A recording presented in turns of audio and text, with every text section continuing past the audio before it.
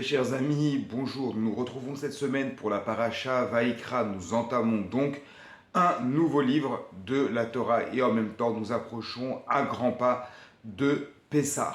Le point commun qu'il y a entre ce Sefer Vaïkra, le livre du Lévitique, et Pessah, c'est la notion de korban, c'est-à-dire la notion de sacrifice. En effet, dans le livre de Vaïkra, on va décrire les différents sacrifices existants pouvant être amenés devant l'autel, devant le Misbéar, à l'époque du désert et plus tard à l'époque du temple, à l'époque du Beth Amikdash.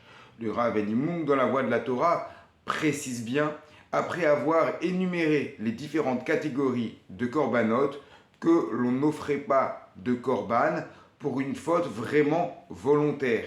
C'était dans des cas d'erreur, dans des cas de manquement, que l'on offrait un korban, un sacrifice à Hachem. Le mot korban vient de karov, qui signifie proche. Ainsi, l'objectif du korban, c'est que lorsque l'on s'est éloigné d'Akadosh Baruch Hu, eh bien, on va se rapprocher de lui. C'est donc un acte symbolique montrant que nous voulons nous rapprocher de lui par l'intermédiaire de ce korban. Le korban Pessah est un peu différent. Il s'appelle korban également, mais il n'y a aucun manquement. Il s'agit ici de marquer le moment de la sortie d'Égypte, de montrer que c'est le peuple dans son ensemble qui va se rapprocher d'Akadosh Baruch Hu, pas seulement se rapprocher, mais également se constituer. Ainsi, nos maîtres établissent une différence entre Pessah Mitzraïm et Pessah les Dorot, le sacrifice qui a été amené en Égypte et qui obéissait à certaines règles par rapport au Korban Pessah, au sacrifice de l'agneau pascal amené dans les générations à venir. En effet, le Pessah Mitzraïm, celui qui a été amené en Égypte, permettait ou a permis de constituer le Ham Israël, le peuple d'Israël, vraiment comme un peuple. Et à partir de là, eh bien, cette pratique du Korban Pessah est restée avec des règles très précises. On retrouve également cette idée de karov, de se rapprocher dans la paracha Bo, lorsque l'on décrit la mise en place du Korban Pessah, comment tout cela s'organisait. Il est écrit effectivement que l'on prenait un agneau par famille, un agneau par maison paternelle.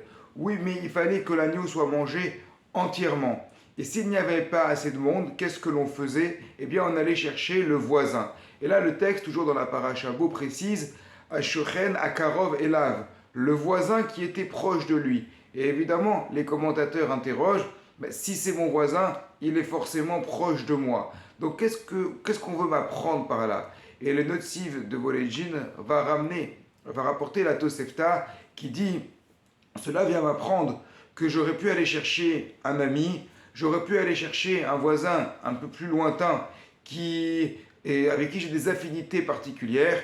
Et là, le texte nous dit non, tu ne vas pas chercher celui que tu aimes bien, tu prends le voisin qui est près de toi. Ça veut dire que si des personnes n'étaient pas assez nombreux pour consommer leur korban Pessah, eh bien cela ne devait pas se faire par affinité proche, mais ils devaient aller chercher leur voisin qui lui-même n'avait pas suffisamment pour consommer le korban Pessah, pour consommer l'agneau pascal. Qu'est-ce que l'on peut apprendre de là?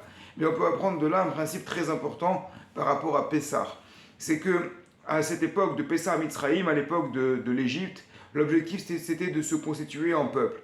Alors oui, effectivement, le Korban Pessah et le Korban de manière générale, c'est ce qui va rapprocher d'Hachem, en l'occurrence en Égypte, de rapprocher le peuple d'Akadosh Baruch Hu en le constituant en tant que peuple. C'est vrai.